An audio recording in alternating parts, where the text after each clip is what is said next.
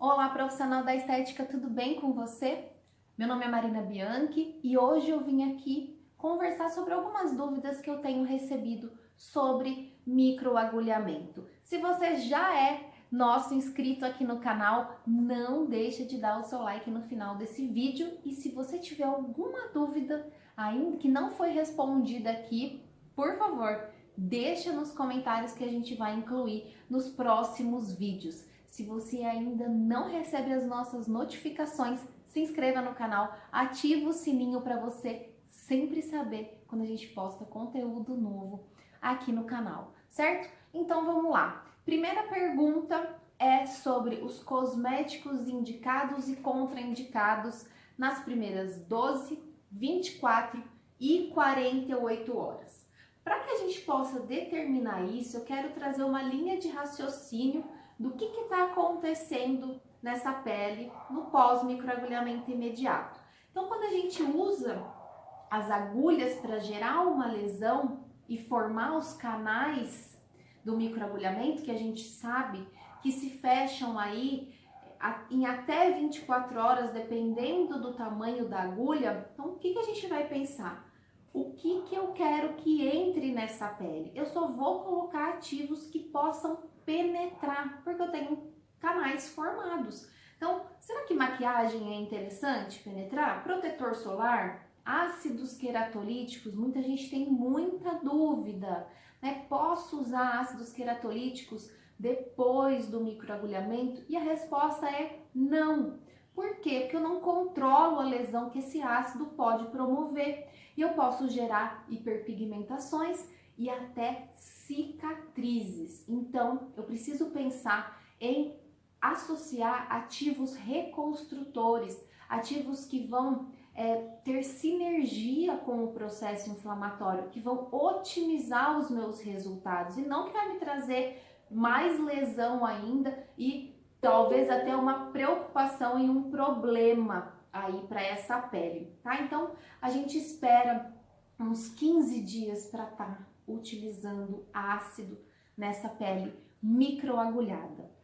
E mais um ponto, a pele ela sofreu uma injúria, nós temos um processo inflamatório ali instalado que para rejuvenescimento, por exemplo, ele é interessante, a gente quer produzir colágeno e é o processo inflamatório que incentiva essa síntese. Na verdade, são os fatores de crescimento que são lançados durante esse processo que vão aí estimular o melanócito. Então, qualquer produto calmante, qualquer produto anti-inflamatório que eu use nessas primeiras 48 horas não seria interessante, porque eu posso cortar o meu processo, principalmente quando eu uso agulhas menores, né? Agulhas 0,5, por exemplo. Então, se o meu objetivo é produzir colágeno, eu não devo usar produtos anti-inflamatórios. Agora, se o meu objetivo é clareamento, talvez eu possa sim estar associando, porque a gente sabe que o melanócito ele é sensível a processos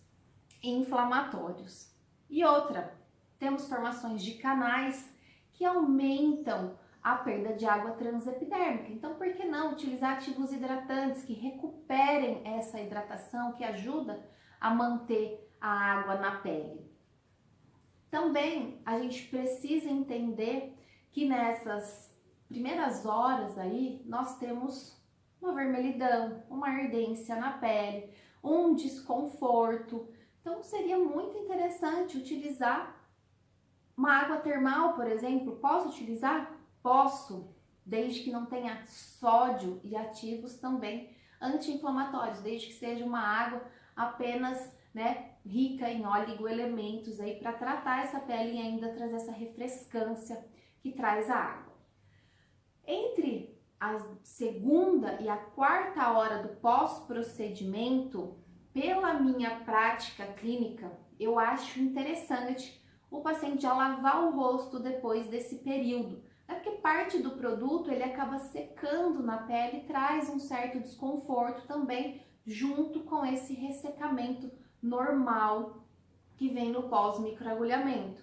Então, ativos em sérum, né, em fluidos, que possam melhorar toda essa hidratação. Às vezes você usou uma monodose, sobrou um pouquinho, entrega para o teu paciente, fala, ó, daqui 2 horas, 3 ou 4 horas, lava o rosto com um sabonete neutro, né, com um sabonete suave para pele sensível e aplica esse restante desse produto, certo? Então é bem bacana essa indicação, essa orientação para o paciente estar fazendo logo depois dessas 2 ou 4 horas. E após 24 horas, a gente já consegue liberar aí o uso de protetor solar, de maquiagem. Eu prefiro orientar que ele não use maquiagem durante o tratamento de microagulhamento. E troque aí, às vezes, por um protetor solar em base. Certas maquiagens, elas podem trazer muitos alergênicos, então eu prefiro orientar que eles usem o protetor com base, certo? Próxima pergunta. O microagulhamento, ele pode ser aplicado em todos os tipos de pele? Sim.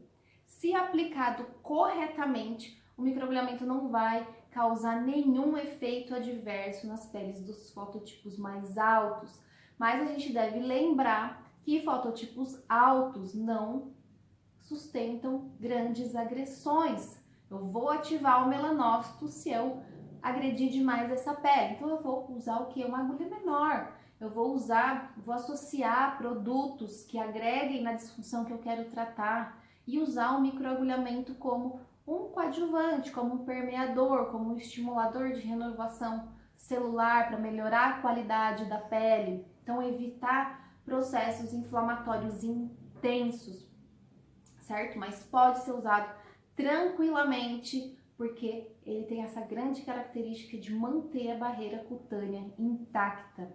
E isso também responde muito positivamente ao melanócito das peles mais escuras e também das peles mais escurecidas.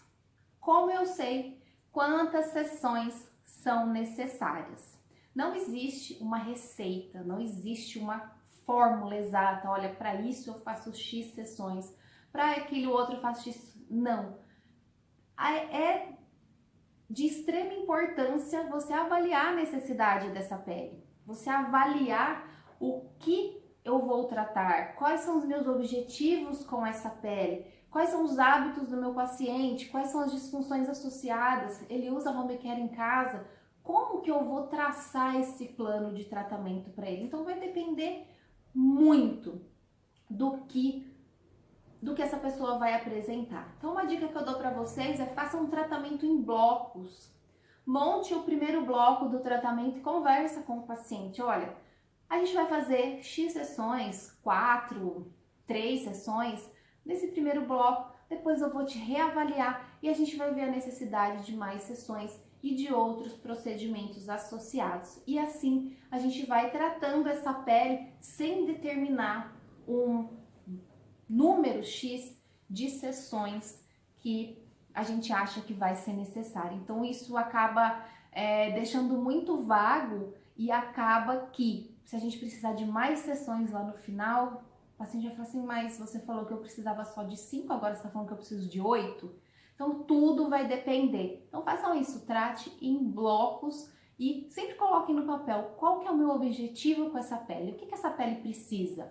E aí, a partir daí, com a prática clínica e a prática avaliativa, vocês vão conseguir cada vez mais determinar quantos números de sessões, em média, é necessário para cada tipo de pele que aparece lá no seu consultório. Próxima pergunta. O microagulhamento pode ser feito depois de uma limpeza de pele ou só uma semana depois? Pelo menos uma semana depois. Se esse paciente já estiver em tratamento com você, ou seja, ele já fez outras hidratações, já recuperou essa pele, então ele não chegou do nada, fez uma limpeza e vai para o microagulhamento. Se a gente for pensar nesse modelo, né, a paciente chegou e nunca fez nada com você, nunca tratou a pele. Então, a limpeza de pele é o primeiro procedimento, mas aí você talvez não vá fazer o microagulhamento logo na próxima semana. Vai precisar aí de um tempo para preparar e recuperar essa pele para receber o procedimento. Agora, se já é um cliente que já faz tratamentos com você, que já usa home care, que já tá com essa pele apta a receber, aí eu posso fazer uma limpeza de pele e logo na semana seguinte, eu já posso entrar com o microagulhamento. E por que não fazer logo depois? Porque essa pele, querendo ou não, ela foi agredida. Né? A extração, ela agride a pele. Então, eu vou jogar outro processo inflamatório em cima dessa pele antes dela se recuperar? Então, não faz sentido, certo? Próxima pergunta. Necessito trabalhar com monodoses estéreis? Hoje, a maioria das apresentações dos cosméticos são em monodoses e são direcionados ao microagulhamento. Por quê? Porque possibilita ter menos conservantes, menos ativos alergênicos que podem atrapalhar aí no processo do microagulhamento. Então, são indicadas sim essas monodoses, porque hoje a gente já tem aí em larga escala, a gente pode escolher usá-las. Bom, agora, se você não quer usar, você até pode usar o produto em conta-gotas, não tem problema nenhum.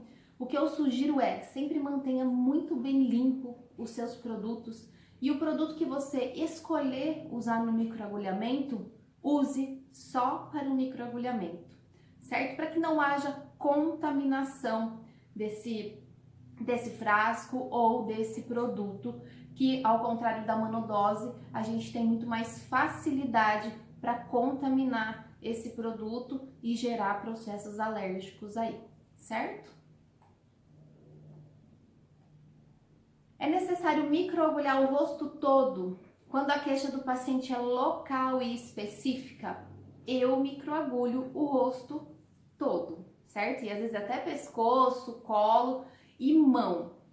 Por quê? Para a gente ter homogeneidade no tratamento, para esse tratamento ficar homogêneo, equilibrado. Então, eu uso aquela região onde tem a queixa principal, ou por exemplo, uma mancha ou uma ruga mais profunda, eu trabalho mais focado nessa região, uso o ativo específico, e se o resto do rosto tiver só desvitalizado, só desidratado, eu uso o microagulhamento levemente e trabalho com outros ativos, sempre da mesma linha ou com o mesmo ativo também, porque hoje a gente tem ativos com blends, né, muito interessantes, que pode ser indicado aí na maioria das disfunções estéticas. Mas eu sempre faço todo o rosto para não encarecer também a sessão e para entregar algo a mais para esse cliente.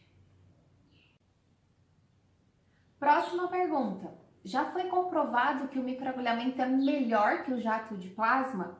Gente, até o presente momento não existe nenhum estudo comparativo entre o microagulhamento e o jato de plasma que comprove, né, isso, que comprove que o microagulhamento ou o jato de plasma é melhor. E na realidade, essa pergunta ela deveria ser feita de outra forma. Não qual é a melhor técnica, não entender qual gera mais resultado, porque as duas vão gerar resultado, mas vai depender da necessidade do meu cliente, vai depender das necessidades dessa pele. Então eu não vou pensar em qual técnica é melhor, qual técnica vai me gerar resultado para esse tipo de disfunção, para esse tipo de problema que essa pele apresenta, sem me trazer malefícios, sem me trazer qualquer efeito colateral, sem provocar qualquer lesão desnecessária nessa pele. Então é essa pergunta que eu preciso fazer, não qual técnica é melhor. E a gente precisa ser guiado pela fisiologia, pelo mecanismo de ação. E essas duas técnicas, elas são distintas, certo? Então, diante disso, eu vou apresentar a minha opinião com base em como eu decidiria entre as duas técnicas, como eu pensaria, como eu teria uma decisão clínica, sempre respeitando o mecanismo de ação e a interação desses recursos com a pele. Então, diante disso, eu trago algumas perguntas e algumas reflexões para você. Então, essa pele, ela necessita de qual magnitude de estímulo? O que eu preciso estimular? Quanto eu preciso estimular? Essa pele suporta grandes agressões? Esse paciente tem condições, dentro das suas atividades de vida diária, de cuidar dessa pele? Como ele vai cuidar? A atividade profissional dele permite? Então são inúmeras as perguntas, as questões que a gente precisa avaliar antes de decidir qual técnica é a melhor para o meu cliente. Porque o objetivo final não é a técnica da moda, a técnica mais forte, é a técnica mais indicada para aquele momento. Então, não existe melhor técnica, existe conduta terapêutica direcionada para aquela disfunção. Então vamos comparar um pouquinho as duas técnicas, talvez traga aí uma luz na mente de vocês e vocês tenham aí alguma ideia, algum insight. Então eu preciso analisar também. Eu vou trabalhar as pequenas, né? Porque a gente sabe que o jato de plasma, ele trabalha áreas pequenas, não vou trabalhar o rosto todo. Então tem áreas que eu posso trabalhar com jato de plasma, tem áreas que eu posso trabalhar com microagulhamento, posso trabalhar talvez com os dois, né? Trabalhar a região focal, o jato, e região, o restante, eu trabalho com microagulhamento. Eu posso dar intervalo entre as sessões, fazer uma sessão no rosto todo de microagulhamento, talvez, e outras mais pontuais de jato de plasma. Então, como eu falei anteriormente, tudo vai depender do paciente, do estilo dele, dos hábitos de vida, da disposição em passar por um tratamento como o jato de plasma, que é mais agressivo. Então, tudo vai depender de vários fatores para determinar qual técnica é melhor para o meu paciente, certo? E como eu já falei antes, quanto mais a gente avalia, quanto mais a gente pratica, mais a gente consegue direcionar o tratamento de maneira mais rápida e mais assertiva, certo? Próxima pergunta é como preparar a pele e quais produtos eu usar no pós-microagulhamento. Então, nessa questão, eu gosto de trazer também a ideia da dinâmica de uma pele saudável, para que a gente possa entregar exatamente o que aquela pele precisa. Então, quais são as características de uma pele saudável? Como que ela se comporta? Do que ela precisa para se manter saudável? E assim a gente leva um entendimento também para a fisiologia. Então, uma dica: estudem fisiologia de pele, entendam o que acontece na pele saudável, na pele que está com alguma disfunção, porque aí é a chave do processo para a gente entender como corrigir tudo isso. Como que eu vou usar, né? Como que eu vou preparar essa pele? Eu vou preparar dentro das necessidades. O que eu vou usar no pós? Eu vou usar num pós dentro das necessidades do processo inflamatório, do objetivo que eu quero com aquele tratamento. Então, para a pele ela se manter saudável, para ela conseguir passar por processos inflamatórios e gerar um resultado que a gente quer, a gente precisa também trazer perguntas. Quando eu aprendi a me fazer perguntas, o meu mundo clareou, porque a gente faz a pergunta certa e com certeza a gente consegue direcionar o nosso pensamento e a nossa conduta também. Então, sempre vou pensar o que uma pele necessita para desempenhar suas funções de maneira otimizada. Precisa de nutrição, de vitamina, de oligoelementos, de hidratação, né? Água, componentes que mantêm a água dentro da pele, proteção solar, proteção contra radicais livres, né? Antioxidantes, enzimas e tudo mais. Estimular as funções dessas células, né? Produzir energia. Vou usar alguma eletroterapia. Então, baseada nesse raciocínio, a melhor técnica do pré-tratamento é focar numa pele saudável. Como uma pele saudável se comporta e como deveria ser as células e a composição dessa pele. Então, no pré, a gente foca nisso, porque a pele vai responder muito melhor aos estímulos, principalmente lesivos, principalmente do microagulhamento, e vai trazer aí uma regeneração.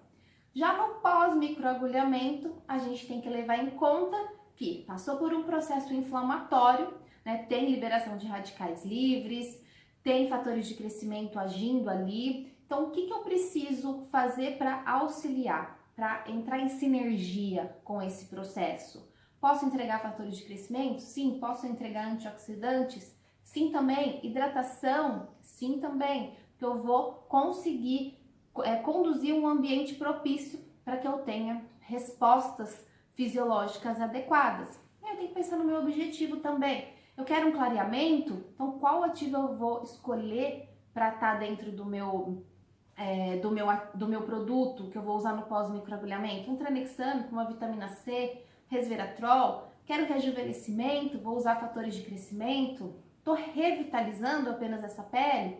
Então, hidratantes, vitaminas, aminoácidos, então tudo depende de objetivos e tudo depende em focar na fisiologia da pele saudável para a gente entender o pré, certo? Então, o que é necessário para corrigir a disfunção que eu quero trabalhar?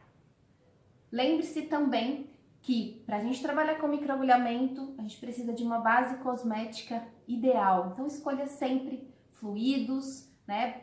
Apresentação em sérums, que vão ser o melhor caminho, a melhor base cosmética para vocês trabalharem ali no microagulhamento. E escolham marcas, né, idôneas, marcas que trabalham com boas práticas de fabricação de produtos, marcas conhecidas, marcas confiáveis, que eu tenho certeza que você vai conseguir aí resultados incríveis com todo esse processo do microagulhamento, certo? E vamos para a última pergunta do vídeo de hoje, que é: qual a diferença entre microagulhamento e micropuntura? Então, não existe publicação na literatura mostrando a diferença desses dois dispositivos, dos dois mecanismos de ação. Não existe nada que mostre diferenças de resultados. Existe um artigo que mostra bons resultados com o uso da pistola de tatuagem sem tinta, né, na melhora da qualidade da pele, em peles com cicatrizes pós-cirúrgicas, mas não trazem nada mais do que isso. E trazem também algumas complicações que pode acontecer, como manchas hipercrômicas e às vezes até cicatriz, devido à forma como a agulha agride a pele. Então ela rasga a pele, diferente do microagulhamento, que faz uma punturação homogênea, uma punturação vertical. E agora ainda com as nossas canetas eletrônicas, talvez não tenha mais motivo para utilizar o dermógrafo na estética, porque a gente tem uma precisão do tamanho da agulha, da profundidade que ela vai atingir, a gente tem uma segurança que sabe como que essas agulhas vão penetrar na pele. Então eu acho que hoje a gente pode partir para esses outros recursos, como a caneta e mesmo o roller também, que eu acho muito mais seguro, muito mais prático de usar, muito mais rápido, menos doloroso do que usar o dermógrafo. Eu já usei o dermógrafo lá atrás, antes de conhecer o microagulhamento, e quando eu conheci o microagulhamento, eu imediatamente deixei de usar essa técnica com o dermógrafo, mesmo ainda não tendo a caneta. Eu conseguia adaptar o uso do microagulhamento, né, do rolinho, mesmo em regiões onde eu queria fazer trabalhos mais pontuais. Mas se você quiser ainda, né, associar o dermógrafo, talvez para linhas mais profundas em regiões específicas, então faz o microagulhamento, como a gente conversou na mesma linha de pensamento do jato de plasma, então faz o microagulhamento em áreas grandes e deixa áreas menores para fazer a punturação mais pontual. Porém, a minha única preocupação é essa: você não saber exatamente que tamanho de agulha você está usando e que profundidade você está atingindo no tecido. Então a gente precisa usar a cabeça e pensar como que está interagindo com a pele, como que é o mecanismo de ação, como que é a fisiologia, o que está desencadeando, quais são as diferenças, né, de penetração dessa agulha na pele. Então a gente tem que começar a usar perguntas. Se perguntar sempre se naquela pele eu preciso, se naquela pele vale a pena, se aquele paciente permite e tudo mais, e se eu tenho segurança para trabalhar com a técnica.